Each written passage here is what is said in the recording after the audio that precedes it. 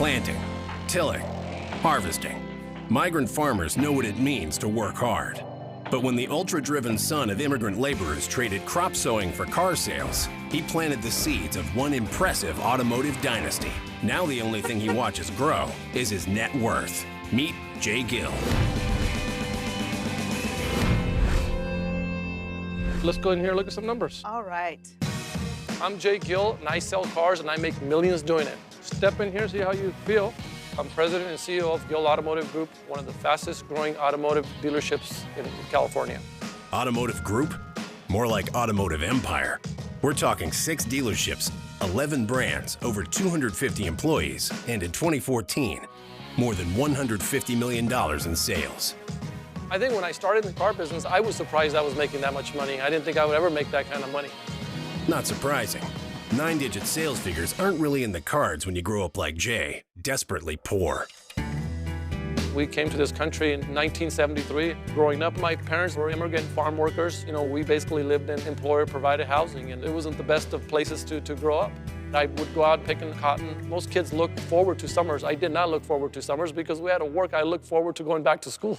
Anxious for the better life his parents dreamed of, Jay worked his butt off to get into college, and it was there his entrepreneurial spirit got its jump start. Students that were for the semester going back home, they would put an ad out for their cars. So I'd go and buy a car here and there. Since I was from a lot of the farming community, I bring that car back and I sell it, and I make some money on it. So this was my first used car operation that I started back in 1996. I think I bought about 20 cars, about $3,000 a piece. So we started with about $60,000 worth in inventory. Alpha Motors was open for business, and guys like Jay don't hire others for work they can do themselves. The sales department? That was Jay. Maintenance? Jay too. Marketing? Guess who? I made a lot of mistakes, but you know, I befriended people in the finance business.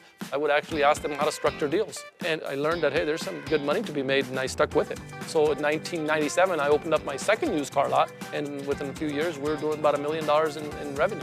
And while 7-figure sales allowed Jay to leave those Fresno cotton fields in the dust, he still had something to prove. Nobody really has any respect for used car dealers. So my thing was, hey, I want to become a new car dealer because as a foreigner coming into this country, it was so difficult trying to get respect. So I was going to do something about that.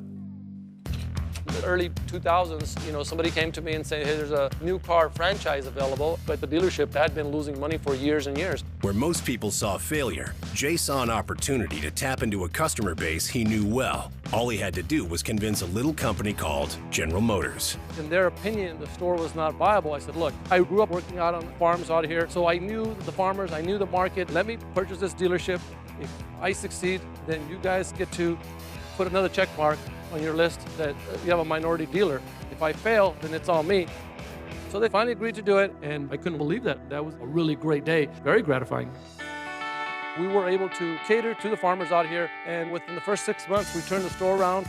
And since Jay could never be content with just one new car dealership, he built another one, and another one, and, oh yeah, a 4th, 5th, and 6th one. How'd our month end up last? Real good. We did 85 cars for $320,000. Good. When somebody tells me, hey, we have a 60, 70 car weekend, I mean, that gets me pumped up. It means that we're gonna have more customers out there. So the more units in operation we have in our market is the more opportunity we have to service those vehicles. And it's probably the most lucrative part of our business because we get to keep 70% of our margins versus maybe 1 or 2% of margins when we're selling cars. Smart move, Jay. New cars only account for 50% of his profits, while used cars, parts, warranties, and service make up the other 50%. All right, Olga, I got some really good news for you. Oh, good. All right. In 19 years, Jay has grown $60,000 of inventory into $150 million in revenue. Pretty incredible. But there's one return on investment even more important to the son of migrant workers, a place his family can finally call holy smokes. Nice digs, Jay.